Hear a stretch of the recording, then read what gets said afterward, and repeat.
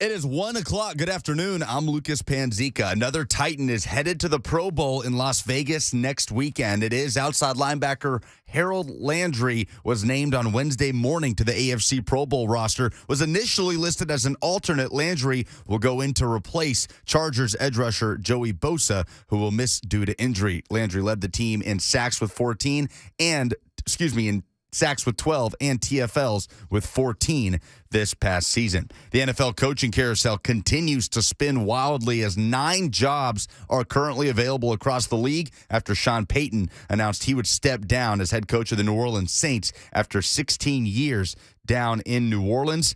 Jags continuing talking with Bucs offensive coordinator Byron Leftwich and Colts defensive coordinator Matt Eberflus, according to Adam Schefter, but are not close to a deal with anyone at this time. Also, the general manager carousel continues to spin. The Bears have made their hire. The Giants have made theirs. The Raiders recently conducted a pair of interviews, according to Ian Rappaport, including former Titans general manager Rustin Webster.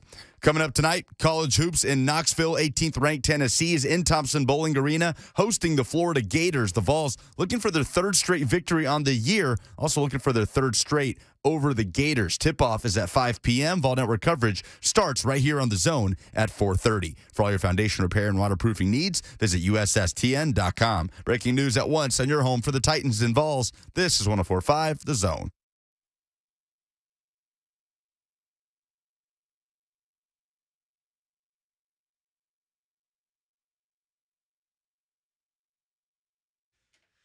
What's up, everybody? Happy Wednesday. Welcome into the Blaine and Mickey program.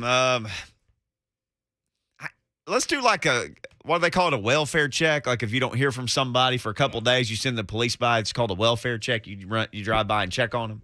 Oh. You ever heard of that?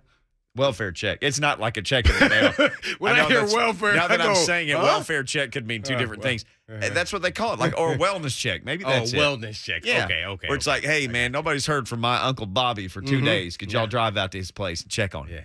Yeah. Happens sometime in the country. Sheriff deputy will go check on him for you. Who you trying to check on? Just Titans fans. Oh. I think people are still, I think some people are kind of taking a breath, but I think there's still people mad. I mean, I have the station on in the background during the day, and, man, I'm still hearing some people mad. And, Oh, yeah. and I know everybody wants change after something like this, but here's the thing. We got into this just for a second yesterday. It can't be like, and I understand being a fan, and there are unrealistic things that all of us want. But this deal of, fire this guy and move this guy to this, cut this guy and cut this guy, and then go sign Aaron Rodgers, and then, trade for Jamar Chase. And people just, you got to remember, take a deep breath, because there are certain things that just can't happen in the financial universe of the NFL. Now, here's what we do have to do, You though. can't just take somebody off scholarship and make them a walk-on, preferred walk-on. Right. Or just change out, no ramification. So you can't, and I see, this must have been from Buck's show, Kevin says, these idiots seem to keep forgetting that Russell Wilson and all those other quarterbacks are sitting on their sofa also. Right. At the end of the season, your guy doesn't do well, so everybody just wants everybody else. And I get it. I mean, I get it. I get it. But here's what we all got to start figuring out. What's the realistic plan ahead? What does that look like? Because there's got to be realism. And it's fun to be a fan, and it's fun to just say, let's just sign this guy and cut this guy. No, there's financial stuff. The NFL it's a professional league. So everything that you talk about, everything that you want to happen, just remember, you're speaking from your heart, but your brain and your wallet have to make a lot of decisions in the NFL, not your heart. I mean, you got to make decisions with your wallet and your brain. So here's what we're all going to have to start figuring out. And you've been you played 10 NFL seasons. You were on the team in 2000 that we've talked about a whole lot. Everybody thought, and literally the winner of the Ravens-Titans game was winning the Super Bowl. Everybody knew it. Everybody knew it. The Ravens wound up beating the brakes off the Giants that Who we year. beat the brakes off of at the end of the season. Yes. Probably week 10 if I was guessing. Was that the Kerry Collins-led Giants? Yes, Yes. it was. Yeah, I didn't finish that game just because we were beating them so bad. Yeah, so the fourth quarter I got to chill out. Mm-hmm. Now think about that. In an NFL game, how often the guys just get taken out? Mm-hmm. Yeah, they played them. I was like, oh, that made it even worse. They made it, the Giants, and then you knew that the Ravens was going to destroy them. And they did. Yeah. Well, since you're talking about the fans, I'm going to give you the player's perspective, and that is. Well, that was my next question. Right, exactly. And that's what you were going to lead to. And that's, man, I think it probably took me a couple weeks before I was okay. And I'm literally talking about like, okay, to move forward. Not that I forgot it, because, and I want to say that's how the players are today. Maybe some guys, depending on their personality types, get over it sooner than others, maybe a couple days or get away and everything else. But see, you start talking about all those things, get away, well, then there's nothing to do but chill out and relax in the sun, and then you start going right back to how did we lose? So you got to start the process all over. And literally, I don't think until I started working out 2 months into my working out that I was ready to move forward. And you kind of internalize that and use it as motivation as an athlete for the next season and what you can do better individually to help the team, because that's all you can control. But it burns. It still burns. I mean, the Ravens loss that you just brought up, I don't think I'll ever get over it. I mean, it just, I'm going to be scarred. Now, have I moved forward? Yes. Come to realization that ultimately they were the better team. Where in my mind, I'm like, no, they weren't, but they beat us. So if we played them 10 times, I would assume we would win more than they would. But on that given day, they beat us. And, people have to understand how this is going to lead down to their legacy and how important it is and giving it all they got. And not to say that they didn't, but it is life or death. And I'm serious when that's how serious it has to be. Yeah. And to some, it's not, and some it is. Mm-hmm. So you just got to know what you're getting in for, and your legacy is going to be built on it. Yeah. We had Coach Mack on yesterday, and he said he's standing on a stage with CJ2K and Keith Bullock, and they're still talking about 2008.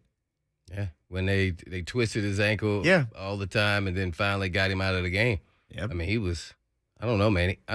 He was close to 100 yards at halftime.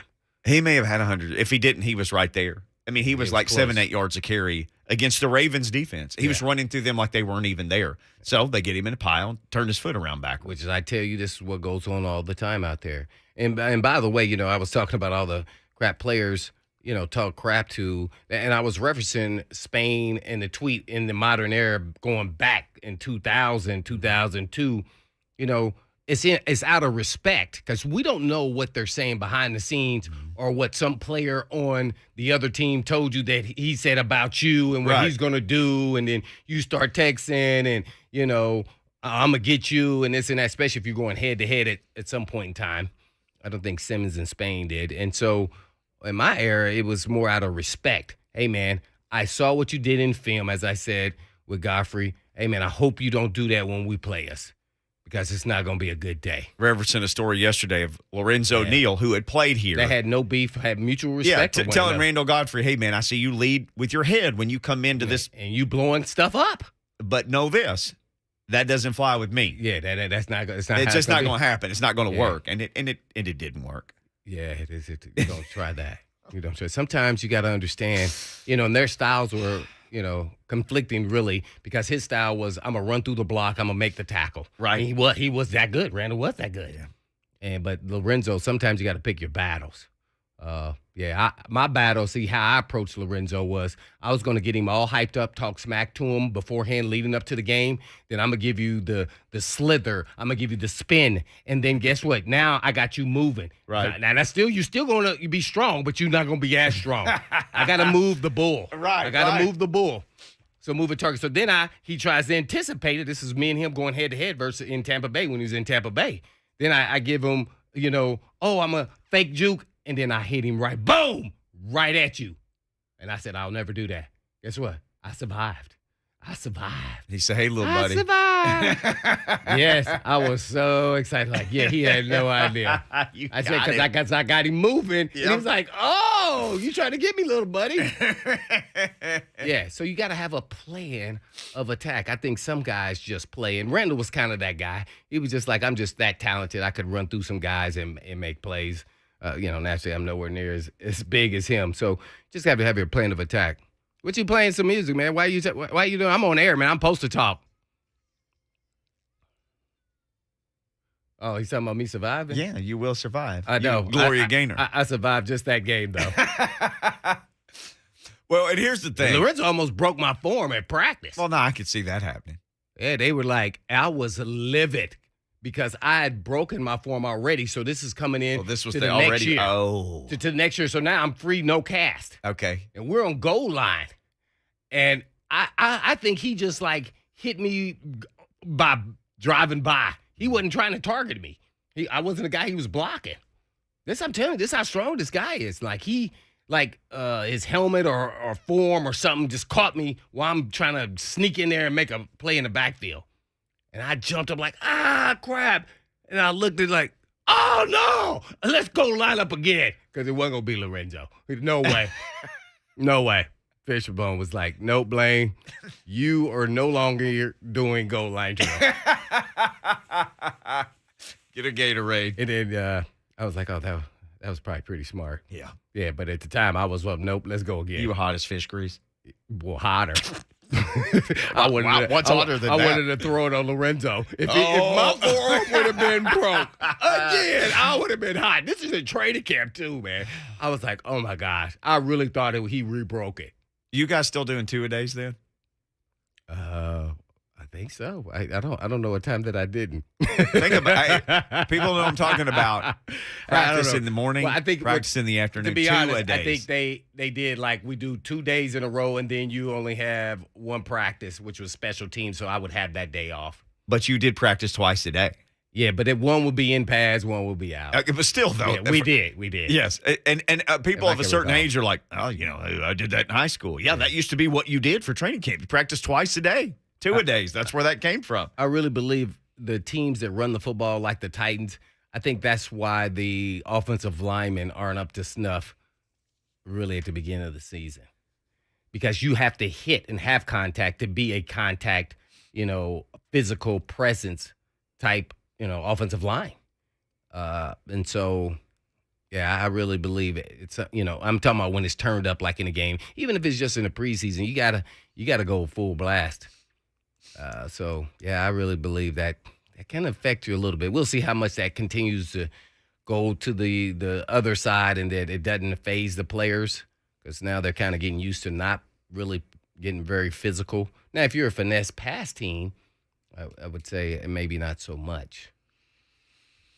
We got a couple people who want to weigh in. Here's the thing. You can still be mad as heck. That's not what we're saying. Don't be mad. I'm disappointed. Yeah, I'm still hurt. You can be disappointed. I'm still hurt. Just remember the idea of, well, let's sign Marcus Allen and let's sign, Marcus Allen? Terry Bradshaw and let's sign every player, Joe Montana. Just remember, you got to be realistic in what you want. And you can want somebody gone or you can want the OC gone. That ain't happening. They fired like the assistant to the traveling secretary, though. But they fired George Costanza. Oh, but yeah. you can be mad. You can call us if you're mad. Tom and Franklin. We'll squeeze in a couple of these phone calls right quick on the Mark Spain Real Estate Hotline. Tom, what you got, man? Well, I'm from New York, and I've watched a lot of bad football over the years. Been down here 4 years, and you got to give Tannehill a lot of credit. He got you. He got you the wins he got you, and that guy is physically strong. Him breaking away in that game against Texas where he was wrapped up, just get him a few more weapons. Get him a couple of guys he can work with in tight situations. I'm not ready to give up on that guy, and why should I? He's gotten you a lot of wins. Tom, thank you. So let's get him off his case, and let's try to be positive. Well, he's still – thank you, Tom, for the call. He's under contract for 2 more years and 1 more year where you're not changing a thing. So you're going to have to make this as good as you can for him. You're going to have to just say, that's our guy. Let's get it. They're going to have to figure out what – the whole tight end room are all free agents, all of them. So the top 3 guys are all free agents. So the tight end room could look completely different. Do they get – because we had this discussion a couple of days ago, some type of speed guy. Yeah, I like that idea. That guy that somebody – Well, you talked about Johnson, who just keeps getting hurt, but he brought a speed element to the wide receiver room. Sure. Yeah. But do you just say, okay, we're going to sink some real draft capital or free agent capital into a guy that can outrun – Just a speed guy. Just take the top off the defense. Depending on where the draft is and compared to free agency, you have to calculate which one you want to go and what route. But I'm not opposed to that. A lot of people are going to say you're a truly offensive lineman again if you kind of make some moves there to save some money there, redo some contracts, and maybe lose out on maybe some players. You never know. But, yeah, I think – or if an elite tight end is coming out, I'm not real big on just solid tight ends because they're not affecting the game the way you want to. But if you get an elite one, just like, Pitts last year, if you get a guy that's coming out this year, I don't know who's all the guys. Now you got to look at it and kind of make your decisions based off of that with free agency and draft pick. If you can get an elite one there at 26 or maybe move up, I wouldn't be opposed to that either. I wouldn't even be surprised at this point at 26 if they say, let's trade back, because they don't have a second-round pick right now. And pick up a second-round pick? Two second-rounders maybe? What if you pick up 2 seconds? Yeah. You don't have any right now. We got a long time to discuss all that, though, leading up to the draft. Good idea, though. You know me in the draft. I will completely nerd out on it. That's all I will focus on and now until it happens. Well, I was trying to push your buttons there and say they're going to draft an offensive lineman, but you didn't budge. You're not going to break me. I know what you're doing. You poking the bear. You're not going to break me. I just want to see you break a TV. No, I'm not threatening violence to any home appliances this year because I'm just like you. I think he's probably going to be old lineman in the first round. All right, we got to take a break. When we come back, let's do this. Let's cleanse our palate a little bit. We've gone all Titans all the time this week. Let's talk a little basketball next. Mike Wilson of the Knoxville News Sentinel joins us.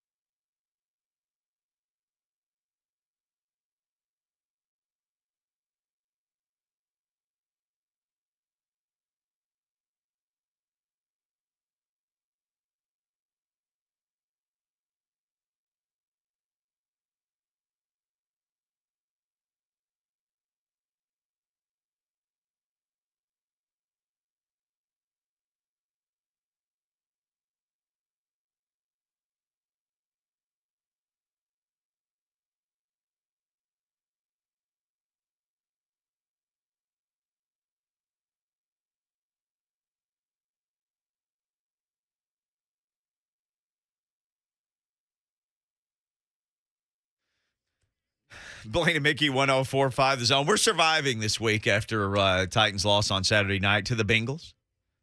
We're surviving. We're surviving. If you're on hold, we'll take some more Titans calls in the next segment, I promise you. But let's cleanse our palate a little bit. Let's like take out your life-size Uros Plavsic poster and put it on the door. Join us for this segment with Mike Wilson, who joins us now from the Knoxville News Sentinel. Mike, how is like the Titan fandom in Knoxville? I know they have some fans over there, but are people still just PO'd about this loss on Saturday like they are around here?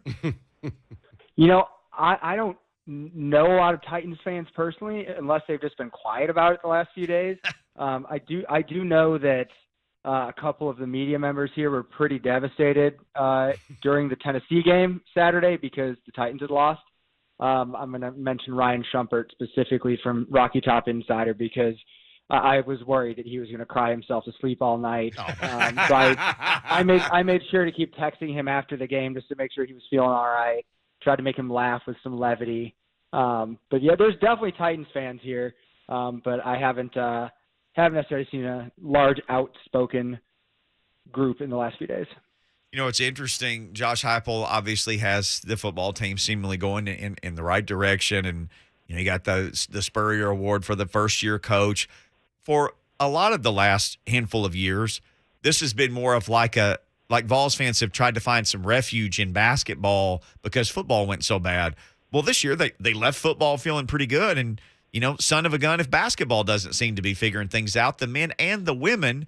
And if you had Uros Plavsic, who I've already mentioned once, in your office pool as, you know, biggest surprise player for the final half of the season, congrats to you. But there's a lot of good stories really for both teams.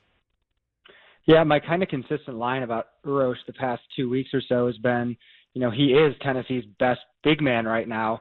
And it's both a statement of fact and a statement of really big concern because it really shouldn't be that way. I mean, it speaks very highly of him and the way that he's developed, but it also says how Olivier Kamwa and John Fulkerson are playing and that Brandon Huntley Hatfield hasn't really reached the level that I think might have been expected going into the season. So it's great for Tennessee he's there, but it certainly says they need more from those other guys as well. Mike Wilson, our guest. You can find him on Twitter @ByMikeWilson with the Knoxville News Sentinel. Well, Mike, just sticking with that there in the big men, why haven't we seen the development and why has Fulkerson kind of taken a step back again this season? I know every season is a different season, but why haven't we seen the development out of the big men? Yeah, I mean, I think there's explanations on all fronts. I mean, Olivier Kamwa has been kind of an up and down guy throughout his career. He has a good 2-week stretch, a bad 2-week stretch, and right now he's in the bad 2-week stretch. Just hasn't really been a factor in the past couple of weeks, but Uros Plavsic has been. As far as Fulkerson goes, obviously he had that terrific game against Arizona, then got COVID, and just hasn't really come back the same, which is something we saw last year with him as well, as being heavily affected in the aftermath of having COVID. And he's talked about that a little bit in the past week or so, just that it hit him hard and in terms of how it affects him coming back from it. So that's affected him. But as far as Brandon Huntley Hatfield goes, that's a guy who should be in high school, enrolled early, and he was a 5-star, but even then you don't know what you're going to get from a guy who should be a senior in high school. And he's definitely figuring it out. He's starting to make more of an impact lately. But that's still something where it's not consistent necessarily. But I know Rick Barnes was very pleased with Brandon Huntley Hatfield against LSU at 6 rebounds. And that's a very physical big boy game. So I think that was a sign that things are definitely going in the right direction there. Where are we at with Kennedy Chandler? I guess kind of, is he living up to expectations or is he falling short? Especially when I was watching the free throw shooting the other day, man. Yeah, free throw shooting is not Tennessee's biggest strength. Would be a fairly. I think they're last in the SEC in attempts and makes, and third from last maybe in percentage. So that's not really a great area for them to be in. But yeah, Kennedy's had some moments of brilliance, both playmaking individual moments, also game-long moments. I think he's been very good defensively lately, and Rick Barnes has talked about that. But you've also seen the need to be more steady offensively. I mean, he's such a good creator and playmaker, and you just don't always see him doing the things that maybe he did early in the year, which certainly speaks to the way that teams are guarding him, preparing for him, and kind of making his life harder. But it also is an area where obviously he needs to improve a little bit, because this season to me has always been about how far Kennedy Chandler can take them. And it still is a lot that way to me. I thought John Fulkerson was the other kind of guy that you'd say that about, and you still could make that argument, but I think Kennedy Chandler with that star power, that's going to say a lot about how far Tennessee goes. One thing about Barnes' teams, they always play pretty solid defense, but the offense, it seems at times throughout games, it gets very stagnant, like they're doing one-on-one ball or hero ball. I don't know what you want to call it. What are they doing trying to, I guess, let's say eliminate, so many lapses in kind of running their plays on offense? Yeah, and that's something that Barnes addressed after the LSU game, was just feeling confident that this team's going to start making shots on a regular basis. They did do that early in the year. We're hitting three-pointers at a high rate. I mean, I think they set the program single-game record in the season opener with 17 made threes. So they've done it. And I thought an interesting comment that Barnes made was last year when Tennessee was scouting Oregon State before the NCAA tournament, they looked at all season-long stuff. At the start of the year, team wasn't making shots. At the end of the year, they were. And that's what got them hot. And they kind of rolled a little bit in the NCAA tournament there. And he feels that this team's capable of doing that as well. But the issue offensively to me is there's not a back-to-the-basket post threat, which limits the inside-out game. You don't have a guy that you can really throw it down to, and he's going to go get you points. So Tennessee's very reliant on the three-point shot. And Santiago Vescovi has been tremendous all season in every way, including shooting. But Tennessee needs more of those guys to hit shots and really needs better play in the post to be a consistent offensive team. We're on with Mike Wilson with the Knoxville News Sentinel. Yeah, it's funny you mentioned the free throws. They're 12th in free throw percentage, which you said third from the back of the conference. They're 9th in field goal percentage. They held LSU to 50 points the other night. They always unpack the defense, and you just think, my gosh, the way they play defense, if they were slightly better than mediocre, boy, they'd have a chance just to go and beat just about anybody any night. But when they're cold, oh my gosh, it's hard to watch.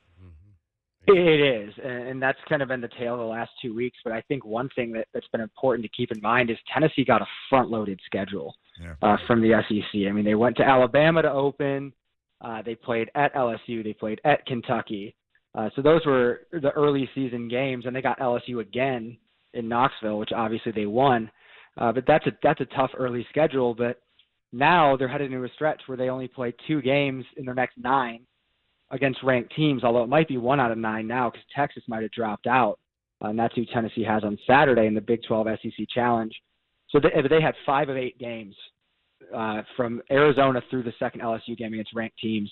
So some of these struggles also have to do with competition. I mean, Tennessee's got a chance here to come out of February and head into a game against Auburn in early March.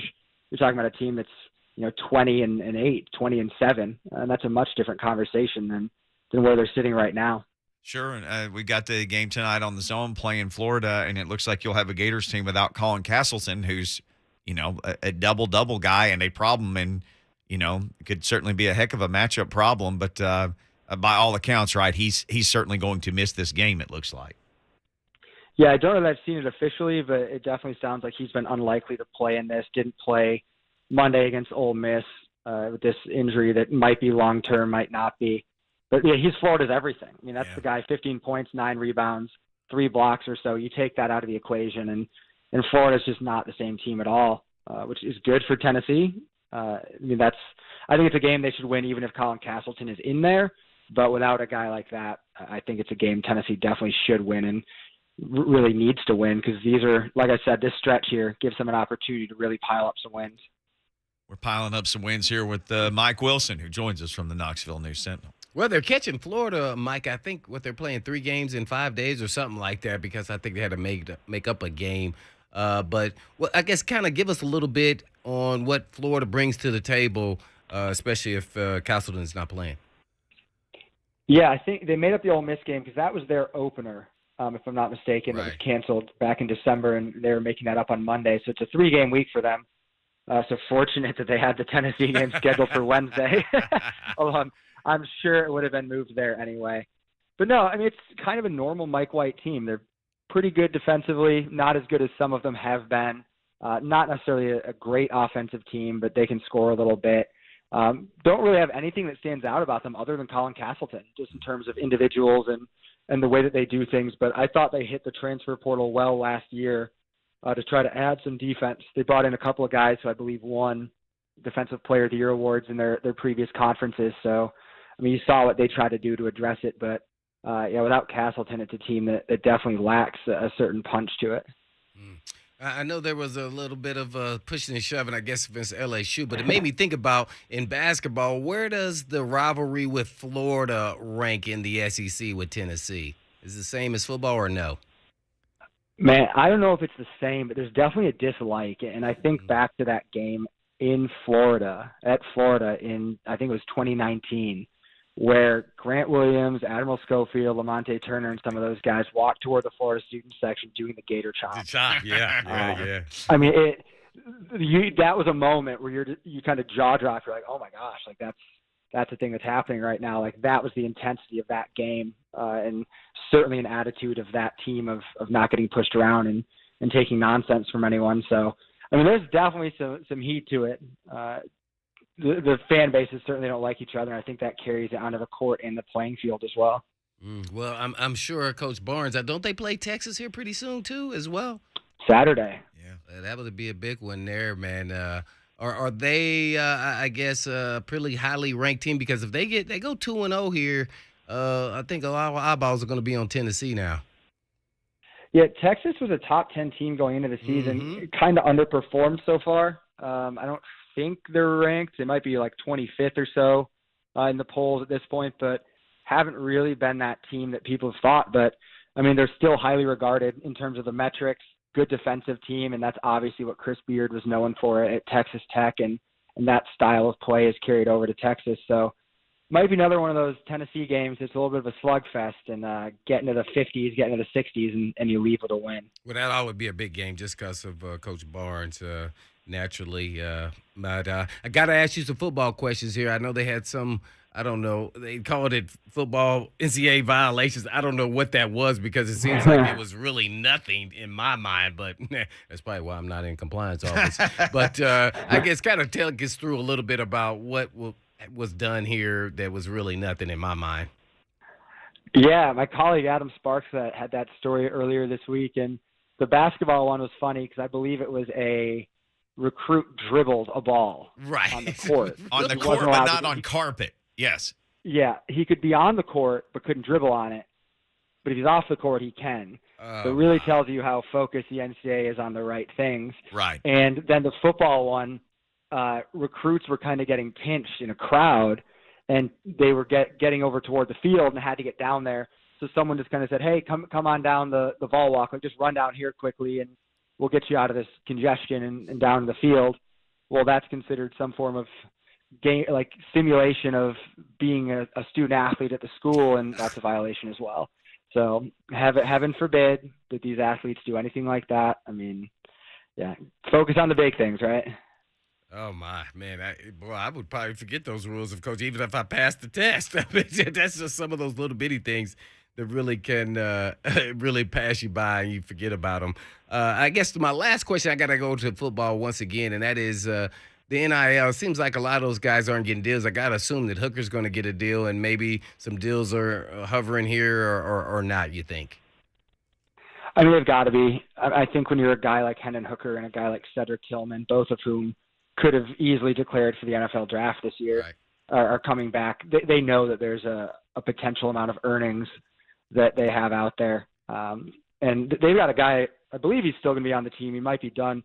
Grant Firking, walk-on wide receiver who's started his own business back in Georgia. David Oven at The Athletic wrote a really good story about that a couple years ago. He's heavily involved in NIL stuff. You see him tweeting about it all the time. And he's a business guy, so it makes a lot of sense. So my guess is those guys had a good chat with their teammate Grant and try to figure out what kind of earnings they had in that decision-making process, because that's probably something I would have done in their spot. We're on with Ed by Mike Wilson of the Knoxville News Sentinel. Hey, how much does the Green injury hurt the Lady Vols? I mean, a lot, but how much can they rally and keep things going without her? Yeah, to be fair, don't get to see a lot of Lady Vols just because of the man Vols schedule. Sure, man Vols, and sure. the amount the man Vols, just to differentiate there. But I know that she's a key player off the bench for them that kind of spells Tamari Key when she needs a little bit of timeout. So, I mean, that's a loss from that standpoint. And I know my coworker, Cora Hall, has talked about her as being one of those energizer spark plug off the bench kind of people. Yeah. Like, Zakai Ziegler on the men's team who comes in and brings a certain attitude to the team. So that's hard to lose. But that team, I mean, Kelly Harper's got that team cooking right now. That's pretty special what they've got going on over there. Well, Kelly Harper was one of those hires where it's like, boy, this just really seems like it can work. And given just a little bit of time, we're seeing how well it's working for her. I wanted to ask you this on the way out. You covered Bruce Pearl, and we all did, and we all know him a little bit. You being there on a daily basis with him. His name keeps getting thrown around with this Louisville thing, and they had compliance issues and stripper issues and everything else. They probably can't touch him with a 100-foot pole, but it is interesting to see how much his name is coming up around this very recently opened Louisville opening. It is interesting. I mean, Louisville certainly is a great basketball job. Yeah. But I also think Bruce Pearl has kind of a dream scenario at Auburn. Yep. I mean, you've got it rolling there right now, and you're the man. And that's a good place to be, especially when, you've had jobs in the past that you've lost over various things. And, running to a new spot where you're in the spotlight fully, because Louisville's a basketball school, wholehearted basketball school. Yeah. That's a different spotlight than you have at Auburn.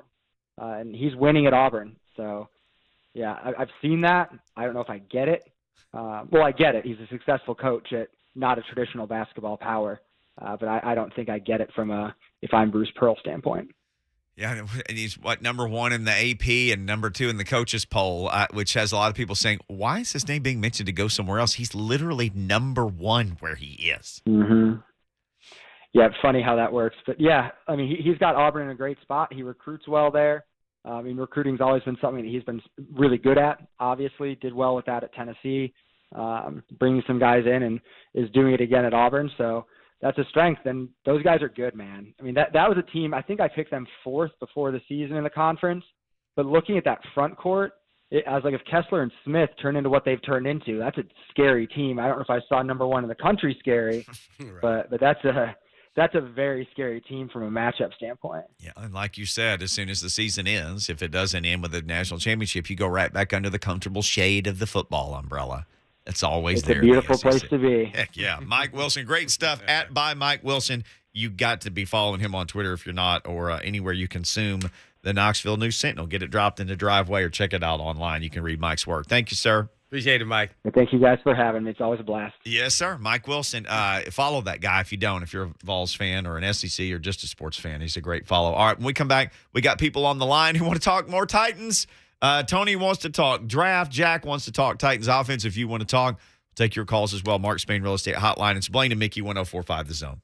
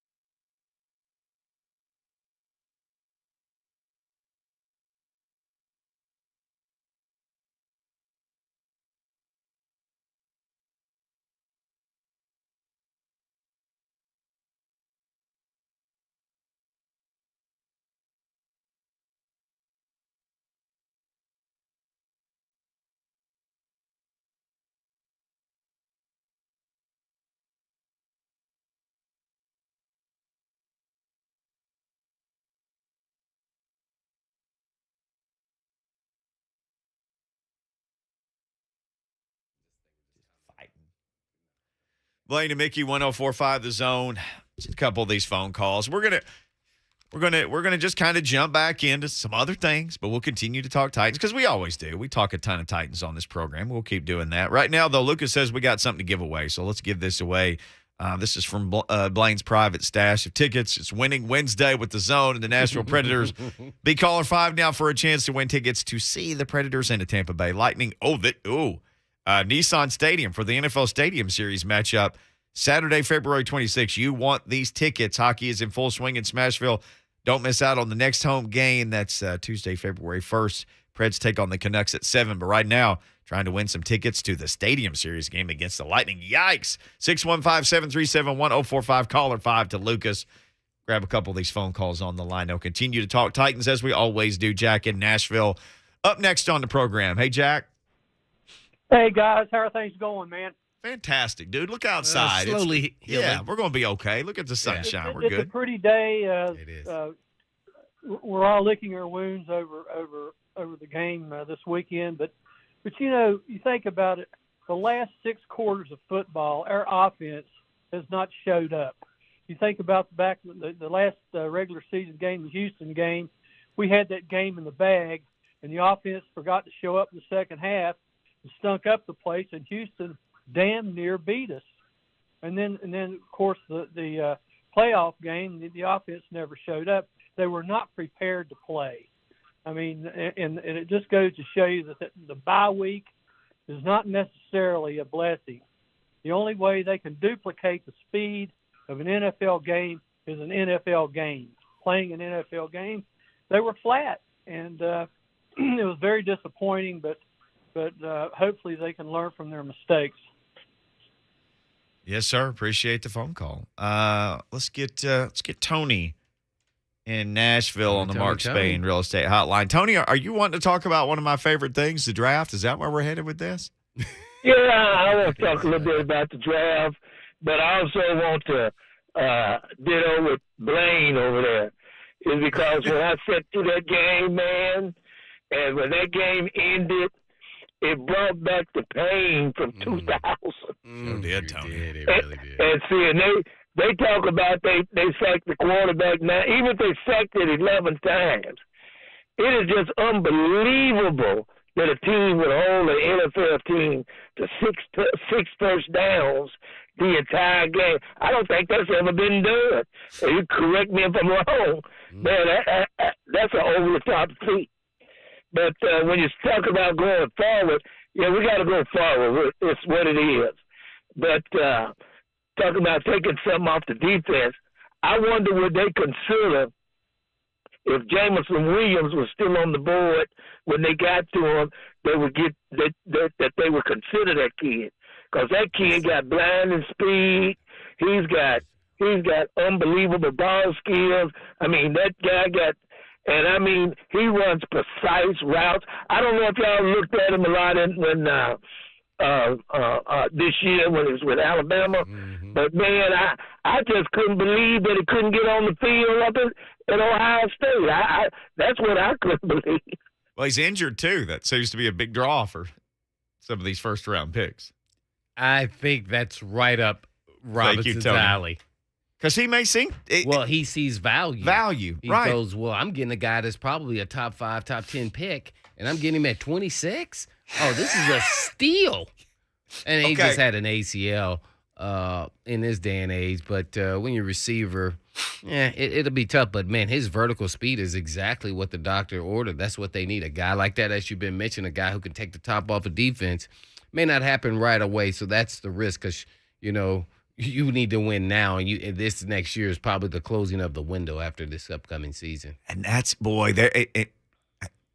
we can even carry this into the next segment, because I've been writing down all these notes, and I've been trying to think of let's have some good off-season topics. And he did just get injured, so let's say a year. Just got injured. So that's not. I don't like that. I mean, I didn't like the Bud Dupree proposition there. That dude got injured in January. Mm-hmm. Yeah.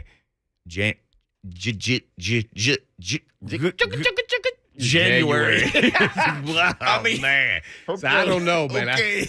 If I'm trying to get a time, I'm going to try to find another one. Okay. There's some other ones out there, but man, maybe not quite as fast as I'm sweating like a pig right now because you love this.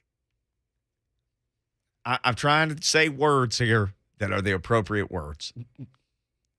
If you are truly in win now mode, which how couldn't you be? Derrick Henry, Tannehill, that's your window. You made your own window by how you wrote their contracts. Yep. It's one more year for sure with both of those guys, and then there's not much of a penalty if you decided to move on. Just saying ifs and buts, candy and nuts, as Coach Mack says.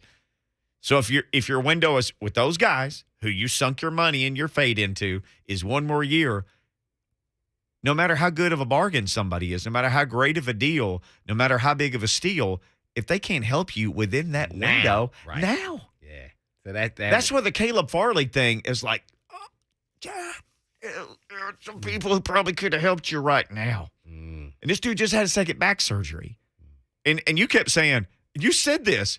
Hey, man, that dude had torn ACL not too long ago. Yeah, freshman year. Yes. Yeah, because we had his coach on, his actual DB coach. And I didn't know that until he said, oh, yeah, well, when we switched him, he tore his ACL. I was like, wait, what? 2 back surgery and ACL, 2 on that list? Oh, man. Okay. Then now he's got 2 ACLs. So he's trying to keep it even. 2 ACLs, 2 backs. 2 back surgeries. So my thing was, hopefully he'll play a long time. He seems like a great guy. Maybe he plays 10 years in the league, and he's a fantastic player. But if you're really in your window now, I mean, it turns out he didn't help. And, at first it was the shoulder. Then he finally gets on the field. Then he tears, has another ACL. You already don't have a second-round pick. It would just seem like – and we had the Bengals writer on, and we were asking him about their 2020 draft, the Burrow draft. And he was like, every one of those guys they all play big minutes. Big receiver, Higgins from here, Burrow. He's like that. And now, granted, you go back a few years, they hit on everybody but DeAndre Walker in the one draft. They hit on AJ and they hit on that draft. But if your window really is one more year, I don't think you can take any projects. I think you got to take you can't take a project on the O-line. Well, can't. Now, I don't know about project, but you're also still continuing. As much as you're trying to win now, maybe you get somebody in free agency now and you draft a guy like that for future. So, I know. I'm trying to see how we can work it. I'm just trying to make it happen. I do like him as a player. Oh, my gosh. He was everything on the field. Yeah, that I slow-moed his injury, and it just was like, oh, my. You can see it pop. I know. Whoa. And he's out there making a play even then. All right, hour number 2 coming up. Y'all got a solution for this. Phone line's open, 615. Phones are ringing, 615-737-1045. Mark Spain Real Estate Hotline. We'll talk about that in the first segment. We'll talk Titans. There's a big honor for a Titan who's about to make a whole crap ton of money that we didn't even mention in the first hour. So if you know this guy's about to be rich, we'll tell you who that is next. And we'll get to Jordan Dajani of CBS Sports Talking NFL in about 25 minutes. That's all coming up on Blaine and Mickey, hour 2. Quit telling my business.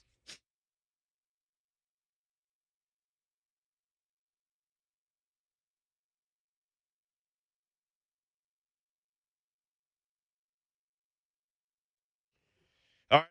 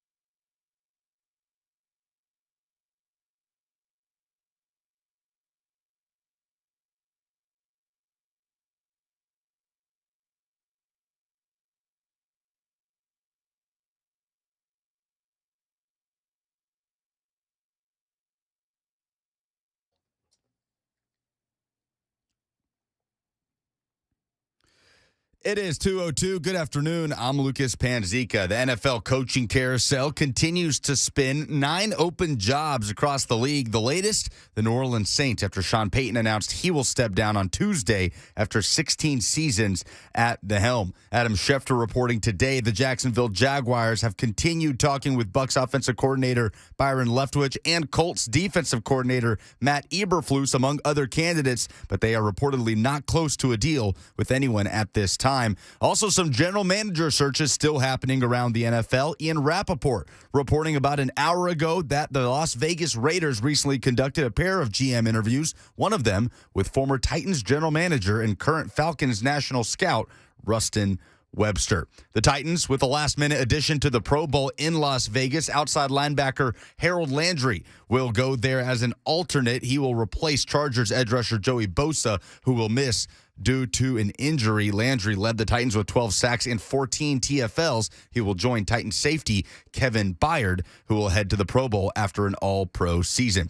Tonight, 18th-ranked Tennessee is in Thompson Bowling Arena hosting the Florida Gators. The Vols looking for their third straight victory. Tip-off is at 5 p.m. Vol Network coverage starts on the Zone at 4:30. Also around college hoops, Louisville has let go of head coach Chris Mack. For all your foundation repair and waterproofing needs, visit USSTN.com. Breaking news at once and your home for the Titans and Vols. This is 104.5 The Zone.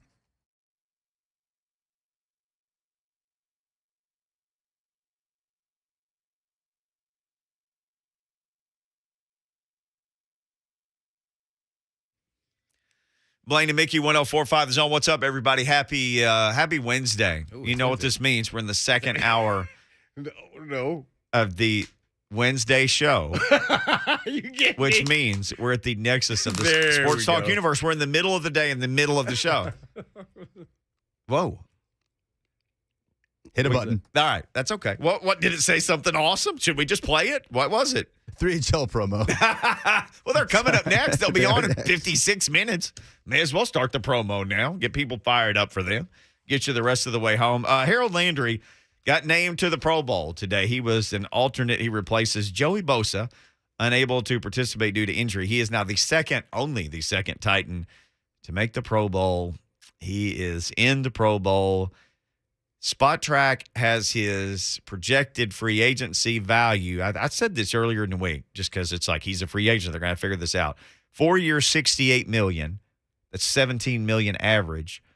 And then I saw this tweet from Spot Track. By the way, SPOTRAC. It's a great account. If you're, I love it for contracts and stuff like that. No. I love it. I learned a lot. Yeah, no doubt. It's a fantastic website if you just want to nerd out on the numbers, which I do. I know a bunch of y'all don't care about that stuff, but I like it. It's good to know. Mm-hmm. The projected franchise tag for his position is $18.5 million. Oh, but is he a linebacker or is he a defensive end? That will be the question. And he's going for Joey Bosa. So that tells you he's a defensive end according to the league. So if you're his agent, you're you're fighting the team saying it's whatever the best one of these is, right? Because he dropped in coverage a lot. Yes, he did. So I think there's an argument for the Titans to use. I wouldn't use it because, I mean, it's hard to say. Obviously, you blitzed him enough where he had a lot of sacks. So I think is it a big difference in number? Like, what is it, 20 million to like 17 million? Ooh, no, it's not that bad. 2 million apart? I just cracked this open. This was projected franchise tag values. Defensive end is $17.5 million. Linebackers $18.5. Oh, 2 million. So you're like, yeah, we're a linebacker, 100%. That's what we are. Yeah, they need that 2 million to get that money to give somebody else. So 18.5 for linebacker. And here's the one thing about this, and I kept wondering, maybe they just franchise tag him. But if you franchise him, you make yourself a big bowl of $18.5 million, and you sit down and eat the whole thing in one setting. You do. With a big wooden spoon. You just like unhinge your jaw like a python, and you just eat it all at once. Here's the thing, though. What? You give that rascal a 4-year Spit deal. up? Spread it all. No, you don't spit it out. Well, things don't go well. Then you spread all the cap hits out. Sometimes you see like the first year cap hit, you're like, gosh, that guy got all this money and his cap hit's only that much. That just means the big bowl is at the end with the wooden spoon where you unhinge your jaw and eat the cap hit. Yeah, and that's when they probably cut you. Oh, yeah. Sure, as soon as they can. Year 4. of a 4-year deal. But it's an $18.5 million hit all at once if he is. They only got like $10 million in cap space right now projected for 2022 per, once again, Spot Track. Dang. 4 for 68, $17 million average. If you sign, that's and sometimes they ride on the line for those. Sometimes they're a little high, a little low. But 4 for 68, $17 million average is what Spot Track says for Harold Landry. But that's one of the first things you got to figure out, right? Is him and Ben Jones. I know there's been a lot of discussion on the station throughout the day, like, what's your first move going to be if you're John Robinson? What's the first move for the Titans? And, yeah, they got to make a first move and a second move and a fifth and a 10th and all the other moves because we're talking about this downstairs before the show. It's always a big turnover on NFL teams every year. Mm-hmm. I think Coach Mack has said the number maybe 30-something% on the average. But just can you transitional? And then I think other teams can bid on him. Yeah. But I think maybe that's a lower number. Just never know. When you can affect the Buccaneers guys have a giant ring that goes on their hand because they pummeled Patrick Mahomes into submission with the front four. That helped to have Tom Brady, but on defense, hey man, that was gonna happen. And you said that. You said that like you said, hey man, about 7:00 tomorrow, that sun's going to come up outside. You said all week long, confidently, they can rush the passer with 4. There's nothing he can do. They're going to get him. Yeah. And they got and even oh my gosh, they got him. I thought he was running for his life. He was making throws like falling parallel to the ground and hitting people in the face with it. His people, not the other guy. Yeah. So that's kind of what the Titans tried to do actually this offseason when they added Autry. Now, also guys got better and they brought in Dupree. Yep. So, I mean, those strategic good moves, really good moves. And the defense was, a lot better exponentially. I mean, it was just like, whoa, hey, where did this come from? So, and they showed that in this playoff game. It just, from their point of view, the defensive guy is going to look at it like it just wasn't quite enough. Because they're not going to point the finger and say, oh, Tannehill threw some picks. Because, as you heard Byard, this would be just like me. It's like, well, I missed a tackle, and sure, that bothers me just as much as probably Tannehill throwing an interception. But the limelight is always on the quarterback. Oh, I asked you once about a game that you guys had won, or you lost. We had this discussion once about a specific game, and it was like a game you guys had lost 13-10 or something. I said, man, were you pissed at the offense? You were like, no. Pissed at ourselves. We shouldn't have given up 13 points. You said you don't think about that guy didn't do his job. You think I didn't do my job. I didn't do it as well. Right. I didn't do it. If I'd done my job perfectly, then they wouldn't have had 13 points. Yeah, because, you get into that. This is not like high school or, you just start pointing the finger. Oh, he messed up. And then, I got some teammates still got to shank the extra point in overtime. I mean, a field goal. In overtime, our senior year, we don't win the, championship, so they're still pissed at it. I'm like, really? I mean, our own coach called timeout and iced them. Iced your own kicker? Yeah, so, I mean, no, really? No. So, that just can't happen. You can't point the finger. I mean, as soon as you start doing that, man, something's going to happen bad for you. Just know that. These guys are too good. So that's why I'm probably a little more patient than most on Tannehill, especially what you have invested in him. Not to say you can't go in a different direction, but I would try to just run that thing back one more time. Now, you got to have your exit strategy on Tannehill at the same time, and I don't think they have that. So that'll be probably part of this offseason, the transition, whether you want to go young quarterback or veteran quarterback who wants the same opportunity as he got that second go-round. Mm-hmm. So I don't know who those guys are, and that's why they get paid the big bucks and do their homework. So I know you do your homework too, because I see how you I'm flipping this paper right now. I'm flipping this paper. So you got an idea for a quarterback? Because I know you gave us the list of free agents yesterday, and then none of them really, make me just jump. Oh, we should go get them. But we don't know. So you got to have that security blanket and Plan B to transition. So I don't know what quarterback. What you thinking right now, Mickey? Well, I had read the list yesterday, like, okay, if you want a free agent, then, this is who's out there. I think the best guy on that list was like Bridgewater or Andy Dalton, Tyrod Taylor, and I know it was Tyrod, but he told people a couple years ago it's actually pronounced Tyrod. So right. Tyrod Taylor, Jameis Winston, Jacoby Brissett, Mitch Trubisky, and Teddy Bridgewater. Those were the top names on the list. Like Ben Roethlisberger's on the list because technically he's a free agent. And there were other guys, Chase Daniel, Fitzmagic was on there. I just put these guys because I thought, well, these people have all started fairly significant games and don't appear to be, 36 years old or anything like that. How old is Andy Dalton? He'd have to be, and I say aren't 36 years old. He may be 36 years old, Andy Dalton. He might be the oldest guy on the list besides. 34. He's 34. So he's about the same age as Tannehill then. He's a year older. Yeah. Tannehill's 33. He'll be 34 going into next year. So, yeah, I kind of like Dalton on that list as a backup quarterback. I like your guy that has two first names, Tyrod or Tyrod Taylor. Yeah. He beat the Titans running the ball, Tyrod Taylor. Yeah, if he just stays healthy. But if I'm bringing him as a backup and a security blanket, maybe he can reduce. Some about him, I just think he's better than people think. And it's really because he's just been what I'm going to call a stopgap quarterback everywhere he's been.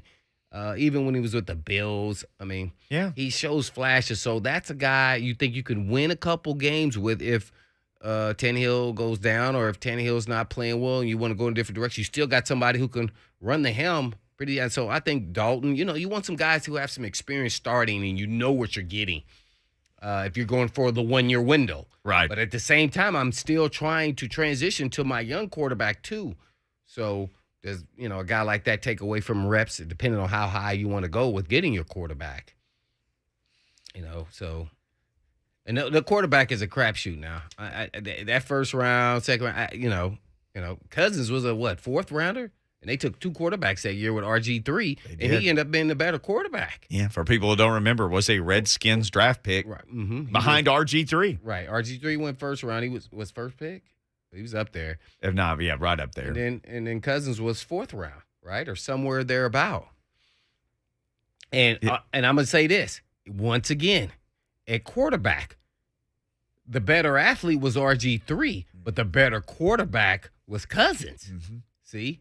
So at the position, you have to be a solid athlete, and I would say Tannehill is on the upper end of being a really good athlete. I mean, for his position. Sure. So I think the only thing that's missing, and we can say, we've seen the last 3 years, I'm going to give him one more hook to show that he's got it. Because if he's the guy that I think he is, that's not to say everything's gone right for him, but he's going to be driven like no other this year. So I want to capture that in this year. He, just as mad and pissed off as I am as the GM, I'm sure he's just the same. So hopefully I can capture that and we revisit that and he goes and shows redemption this all next year and does some things that are pretty phenomenal. And at times he shows you some phenomenal things. I mean, we could just talk about the play he made in Houston. Mm-hmm. That won the game. I mean, the offense was, putrid in the second half, really. Yeah. I gotta roll it back. I know everybody's kind of settling down now, but I don't know if we can get any of those quarterbacks. And by the way, they're going to be in this offense until they change the coordinator and the head coach. They're going to be in this offense. So until they decide that we're going to tweak this thing and we're going to, open it up a little bit, or you're going to have success with even those quarterbacks that you're talking about, Russell Wilson and all these names you guys are coming up with. I don't know if they could do a lot better. Maybe they got a little more clutch gene in them. I could say they do. But you just know they're running this offense. So if I'm them, I'm going somewhere where I got some say-so. Mm-hmm. Just remember, Payton Manning didn't come here because he wasn't going to have no say-so. That's real talk right there. And these quarterbacks are elite. They're going to have say-so because they want to feel comfortable running what they want to run. Well, you just hit some people right in the gut with bringing up the Manning one. Right. So you're not going to – it's people camping out waiting for him. My bad. Everybody talks about Aaron Rodgers, and I love Aaron Rodgers and how he plays and all that. But there's something comes with that. We all love Peyton Manning, right? Great quarterback. One of the best. Well, Aaron Rodgers has that same mechanism. That's what makes them great. And guess what? He's going to come here and be like, we got to run it this way. And if you want to fight back on that, then you might as well not trade for him. Right. That's what you get when you get those elite quarterbacks. So be careful what you ask for. I don't think Vrabel rolls like that. I really don't. I think that's why he likes Tannehill. Tannehill just goes, okay, well, I'll figure a way to manage through all this, and we'll work it out. Right? No, those guys, we doing it this way. Hand it off 35 times. Yep. All right, we got to hand it off to this commercial break. We'll be right back. Jordan Dajani of CBS Sports joins us as the NFL talk continues.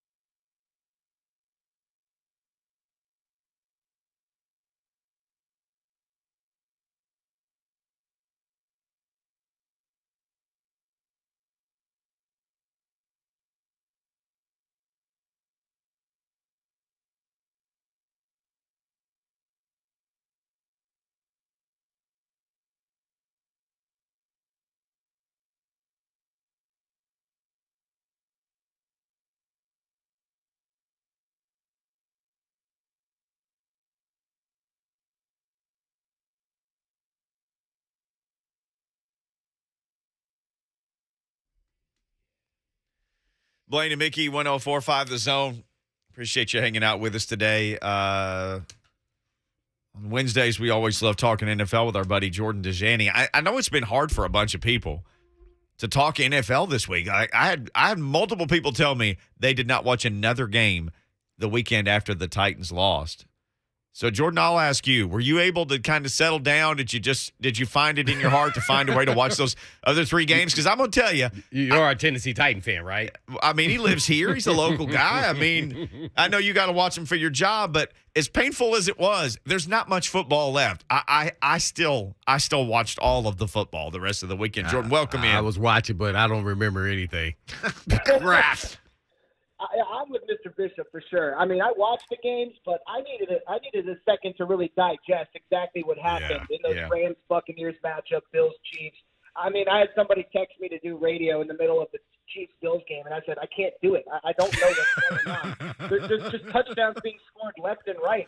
It's like I was coming down from a bender or something. I had to really watch every game again. But yeah, I was very sad on Saturday night. I was even more sad after watching the Packers lose. That was a game I lost money on as well. But the shield delivers. The shield delivers is what my friend John Reed tells me. The NFL was wildly entertaining. Well, it sure was. So we're Wednesday. The game happened on Saturday. They fired like dudes that people couldn't pick out in a police lineup other than Jim Haslett. Were you surprised that nobody on the offensive staff got the defensive line assistant coach to the assistant? They fired that dude, and like Big Jim and Nico Autry had like 20 sacks almost. So let's fire that dude. Nobody on the offense. Were you surprised it just kind of how the firing sorted out? I was, just with the timing of it, and also, like you mentioned, some of the assistants that were fired. I didn't know the reasoning that went behind that, especially when you take a step back and looked at where the successes lay with this Titans team. You know, it just didn't make a lot of sense. But in terms of the guys who were not fired, per se, I can't say I'm exactly too surprised. I really didn't know what kind of direction Tennessee was going to go when it comes to maybe replacing the play caller / offensive coordinator with Mr. Downing.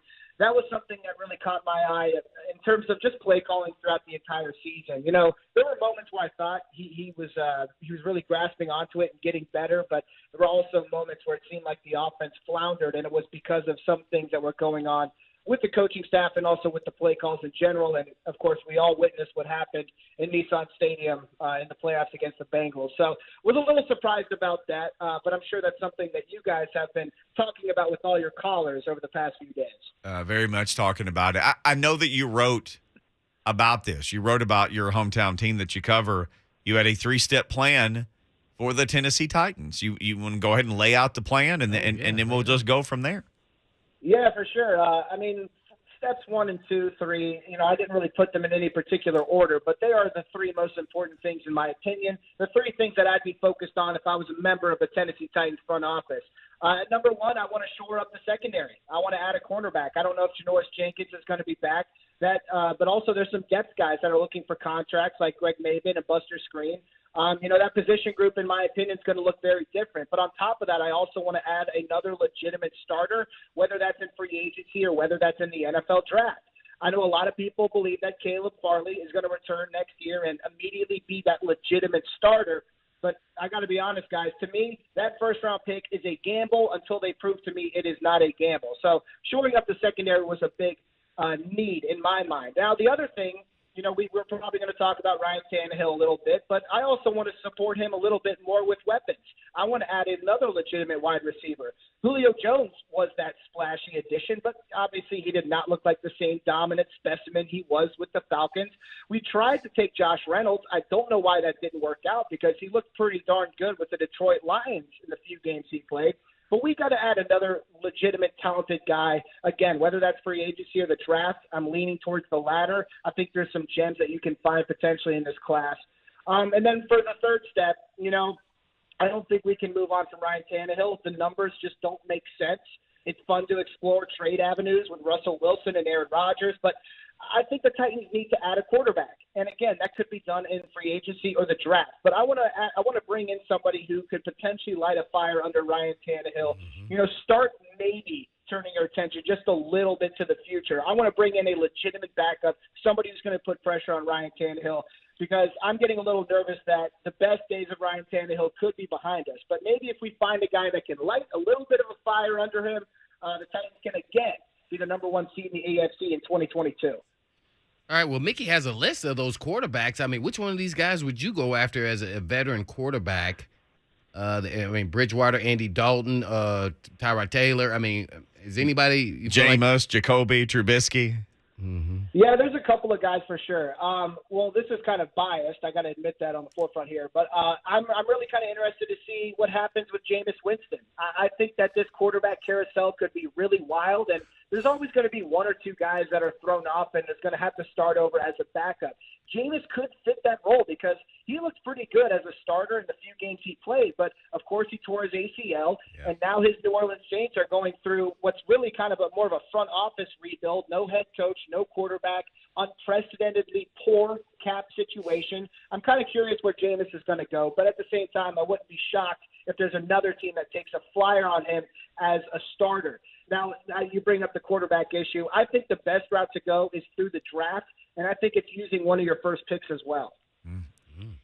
I think that step two to any three-step plan should be cut a hole in that box. That's via Saturday Night Live, the Justin Timberlake song where something was put in a box. Blaine is looking at it. I'll play that for Blaine in the commercial break. We got our man Jordan Dajani with us. Is Jordan's money in that box? Because I don't know. Hey, man, doesn't sound like you did too good on your bet, man. You're right there with me, man. I didn't. I had a little wager just there in the house, but nothing to the extent of you, I'm sure. But if you were looking at the quarterbacks, and I don't know how deep you look at the draft, it's still really early. What quarterbacks at 26 do you think you can get, and they may move up? Maybe they move back and pick up a second-round pick, and that way they have 2 second-round picks. I don't know. And I don't know. What quarterback do you think would best fit this style of offense? Not the best quarterback, but the best one that could fit this scheme and system. Yeah, that's a good question, and I think I'll have to get back to you on that one because I don't think I've watched enough film on some of these first-round guys to really kind of put it into perspective which one would fit the Tennessee Titans the best. And the reason why is because a few weeks ago we were talking about the Titans drafting a quarterback in the first round potentially. So I'll probably have to get back to you on that one. You know, I'm looking at some of these mock drafts at CBS. We have a really great team that does mock drafts throughout the year, and now is their time to shine up on the website. So we have a few analysts who have been putting out mock drafts every single week. I'm seeing guys like Malik Willis from Liberty go late in the first. I'm seeing guys like Desmond Ridder pop up there as well. And that's another reason I can't give you a great answer is because the quarterback movement we see when it comes to mock drafts in the first round could be very different compared from January to February and March, right? So I'm always curious to see which one is going to be that quarterback that makes that crazy leap up draft boards that was originally going to be a late first rounder, such as Mac Jones. It's going to look very different in a couple of months. And since those quarterbacks obviously play the most important position in football, you know, that their importance is elevated, which makes it kind of tough if you're looking for a guy and you're late in the first round. And I'm not advocating for the Tennessee Titans to consider pulling a 49ers and giving up the king's ransom to choose their guy. But at the same time, it's something that should be in their mind.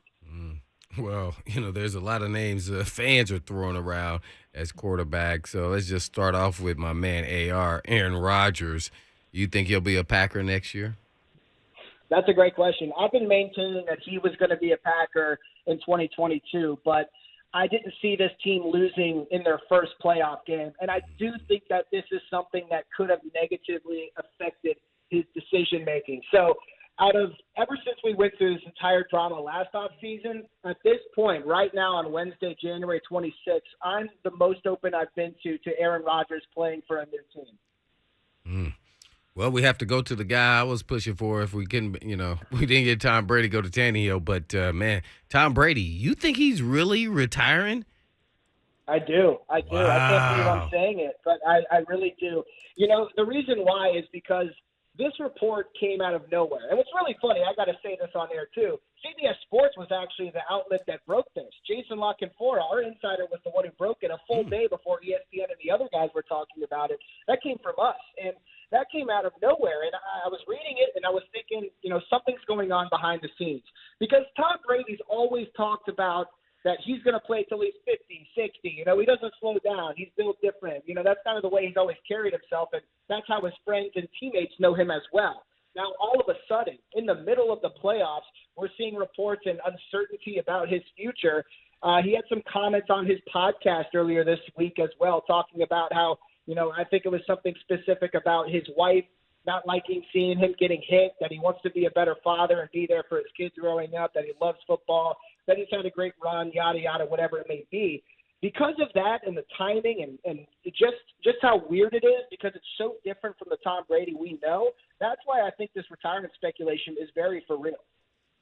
Man, you're making me nervous there, man, because he said something like this before when he was with New England. I know he's on top, but he can leave at any time, that's for sure. Well, someone who did leave for sure, and that is Sean Payton, man. Is he just trying to sit out for a year so he can get ready to take the Dallas job? What's going on here, man? Something's not right here.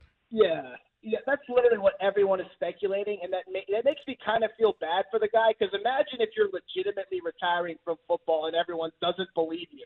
Right? That's kind of tough. But that's the way I see it as well. I don't think Sean Payton is stepping away for good. I think that I don't want to say that he's trying to get out of a bad situation, but I understand it'd be very tough to be the head coach of the New Orleans Saints coming into this next offseason.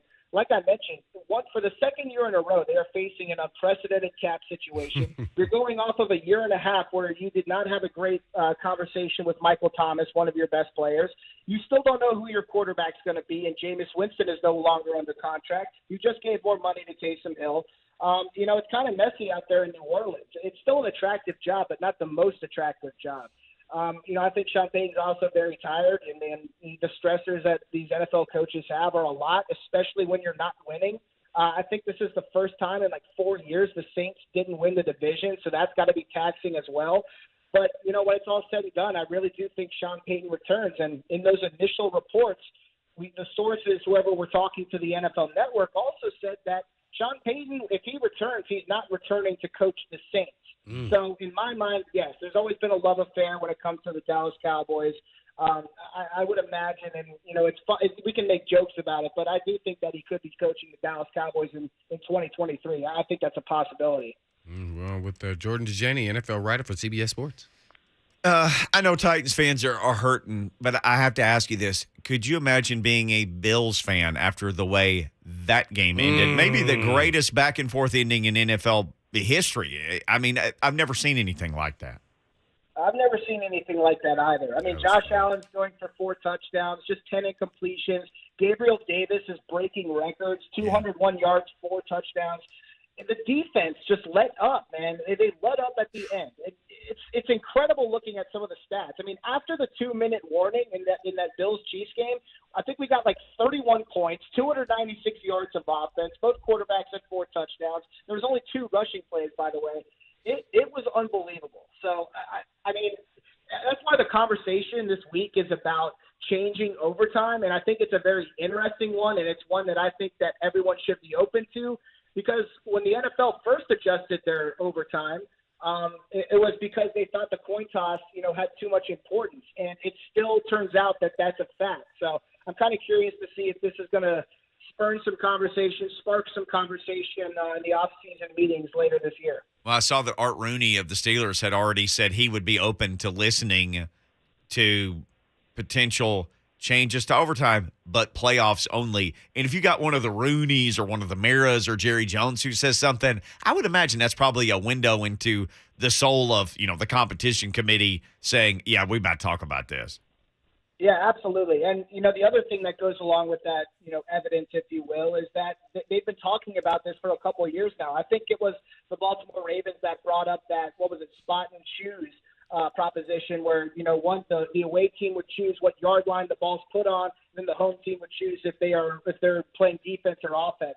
I really do think, I know it's only been one game and we're only a couple days away from it past it, but I really do think that we could see the overtime rules changed again. And it's interesting that Rooney brought up that just for the playoffs, because that's exactly what the NFL did a decade ago when they changed their overtime rules so that the first possession field goal wouldn't be sudden death. They put that in the playoffs first before they made the change 2 years later, putting that to the regular season to make it even. So that's something to keep an eye on as well. All right, you've established your betting prowess here on the show. So before we leave, who have you got in the 2 games this weekend? Yeah, I don't think I've done anything to further my prowess. Losing on air. You've established your dominance like man, Greg Joseph We're backing once you, did. man. Yeah. Everybody do what Jordan Dajani does, man. You'll make a lot of money. We've got our credit cards out on the table here, so tell us what to do with them, Jordan. For sure. I mean, I'll be doing some betting guides, just looking at these 2 matchups coming on CBSSports.com later this week. I will say that I've been doing very well with some of these player props in the postseason, so definitely check that out over at CBSSports.com. There you go. Remember last time I was on with you, Blaine, I told you every team that had won in the playoffs up to this point has covered the spread. Yep, So guess yep. what? Nothing's changed. Every single team that has won an NFL playoff game this year has covered the spread. Ooh. Now, that's interesting because we're looking at a Bengals-Chiefs matchup. The Chiefs are favored by 7 points. Ooh. I'm kind of eyeing almost a push there. I have trouble laying 7 points with the Chiefs, which makes me want to kind of avoid an ATS play there. But we still have a couple days to really think over it. I think maybe a teaser, including the total, could be something that's intriguing there. Now, as for the Rams 49ers, this is a 3.5-point spread, just like Bengals-Titans. It really comes down to which team do you think is going to win. I understand that the 49ers pulled off a miraculous comeback in overtime and won by 3 points. But at the same time, I brought up that stat. The team that is winning, whether favored or underdog, they are covering the spread. The way I look at it, contrasting styles. Very excited for it. The Rams are kind of flashy, finesse, versatile on offense, while the 49ers have one of the best defenses in the NFL. Which one is going to win out? The Rams got off to a 17-0 lead early in the first half. The last time around, that's not going to happen again. I am expecting more of a low-scoring affair. That's why the total is sitting around 46, 45.5, I believe. But ultimately, I'm looking at Matthew Stafford. I'm looking at the narrative around the NFL. He's finally reinvented himself. I think he gets to the Super Bowl in his first year with the Rams. There you go. Place your bets, ladies and gentlemen. Jordan, great stuff, and look forward to talking to you next week. Hopefully, we'll have a bunch of head coaching vacancies that have been filled. We can go through that and review your gambling picks. Thank you, sir. Absolutely. Thank you, guys. All right, Jordan Dajani, CBS Sports. You can always catch him here on Blaine and Mickey, same bat time, same bat channel. All right, we come back. We got one segment left. Kip in Gallatin has been holding. He says he's got a dumb trade idea. I'm all ears, Kip. Hold on. We'll get to you. Also, Todd in Clarksville. We'll get to some phone calls next, but I want to hear this trade idea. What kind of trade idea? It's dumb, he says. I'm A all dumb in. trade I'm idea. all ears. We'll do Okay. that I'll next. Just make sure I heard it correctly. Dumb. Dumb trade idea.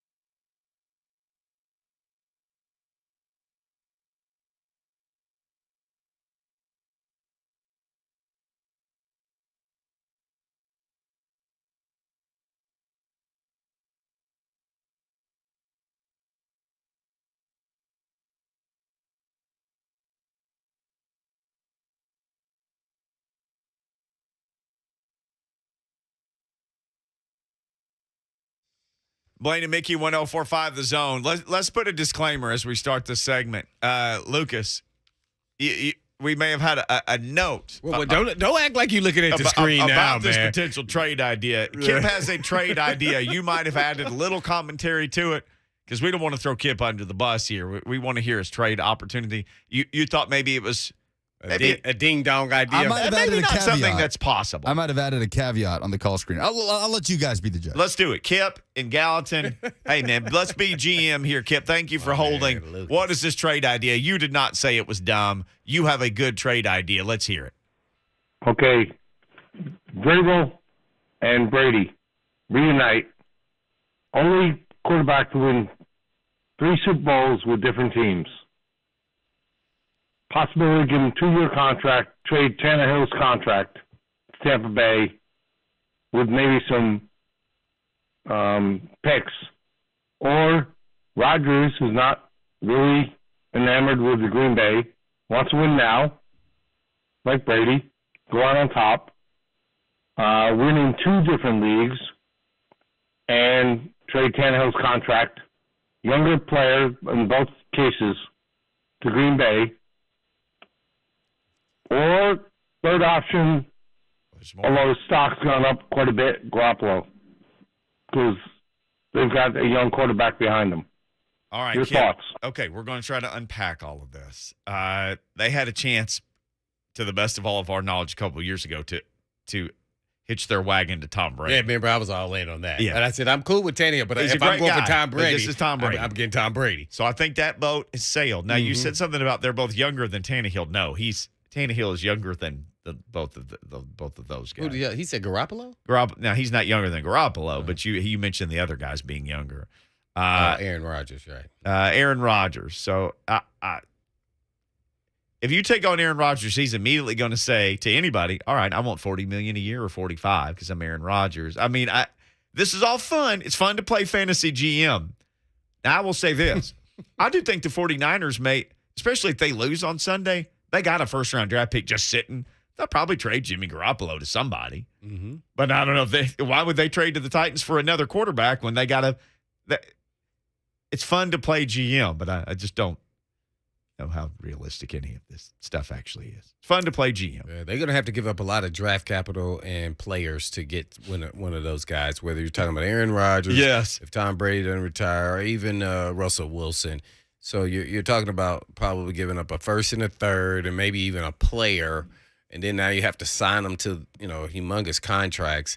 So I just don't know. I'm not smart enough, I have to say, to be able to just kind of analyze all that. Now, if you're trying to change and turn over your roster and move forward, you'll find a way. Yeah. But I just don't know if they're at that point.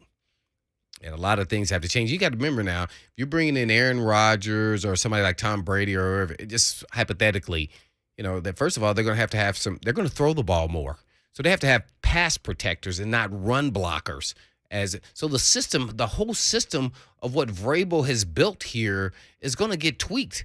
So you got to bring in more, pass protecting type linemen than run built linemen. They already had to keep their tight ends in and max protect all the time because they were run blocking more so than good at pass blocking. They're just okay at pass blocking.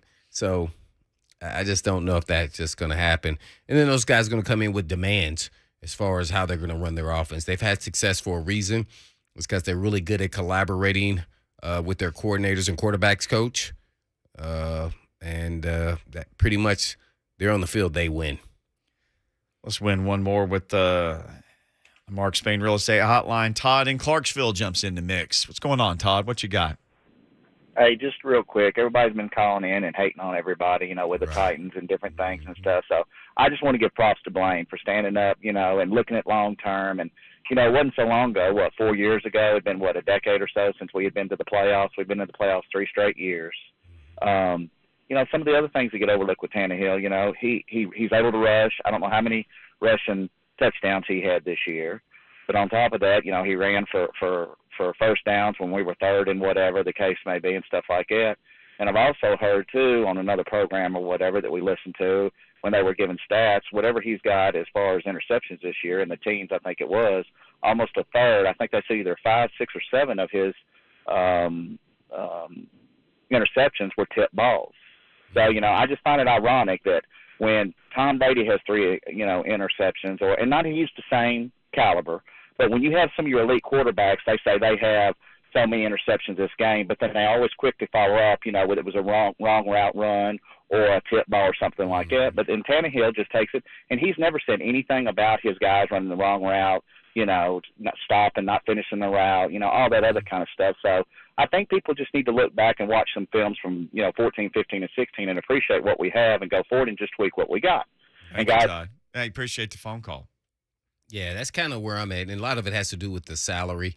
I don't know. I'm not watching the film on and knowing how far the receivers are supposed to run and things of that nature, or if Tannehill's a bit late and he's starting to lose his fastball. Those are the things for the experts to deal. And then if you see those things, you try to turn it faster than normal. But as far as I am right now, I'm Tannehill just has to show, as I said before the season, he can get it done in the playoffs. He hasn't. Let's give him one more shot.